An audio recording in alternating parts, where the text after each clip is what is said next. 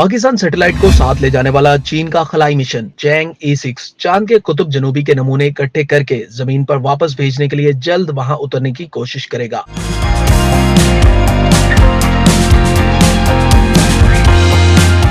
इस वक्त ये मिशन चांद के मदार में मौजूद है और जून के शुरू में वो चांद के तारीक हिस्से पर लैंडिंग की कोशिश करेगा। ख्याल रहे कि चांद के इस हिस्से को तारीक इसलिए नहीं कहा जाता कि वहां रोशनी नहीं है, बल्कि इसके बारे में तफसीलात ना होने की वजह से इसे तारीक या खुफिया कहा जाता है। ये मिशन चांद के कुतुब जनूबी के शमाल मशरकी खित्ते में लैंड करेगा। इस वक्त ये मिशन लैंडिंग के मुकाम पर मुनासिब रोशनी का इंतजार कर रहा है। चैंग-E6 का स्पेस क्राफ्ट चांद के मदार में ही मौजूद रहेगा, जबकि इसका लैंडर चांद की सतह पर उतरेगा। लैंडिंग के 48 घंटों के बाद लैंडर चांद की सतह से चट्टानों और दीगर नमूनों को रोबोटिक हाथ के जरिए इकट्ठे करेगा।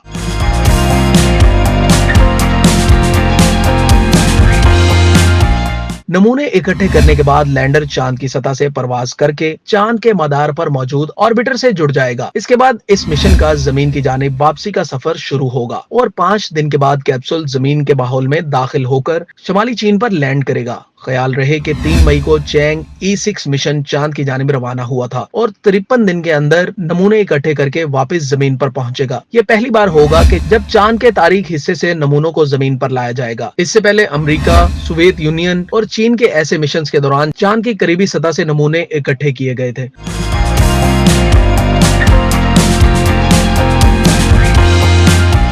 चैंग-E6 मिशन 2 किलोग्राम के वजन के नमूने इकट्ठे करेगा और अगर ये मिशन कामयाब होता है तो ये बहुत बड़ी पेशरफ्त होगी। साइंसदानों को चांद के कुतुब जनूबी में बहुत ज्यादा दिलचस्पी है, क्योंकि वहां मौजूद बर्फानी खित्ते में तहकीकी मराकज तवील अरसे तक कायम रह सकते हैं। चैंग-E6 के बाद चीन की जानिब से चैंग-E7 रोबोटिक मिशन को चांद के कुतुब जनूबी में भेजा जाएगा। ये मिशन वहां बर्फ के आसार दरियाफ्त करेगा, जबकि खित्ते के माहौल और मौसम की जांच पड़ताल भी करेगा। चैंग-E8 मिशन से चैंग-E मिशन का इख्तिताम होगा, जो वहां मुमकिना तौर पर रिसर्च स्टेशन के कयाम के लिए भेजा जाएगा।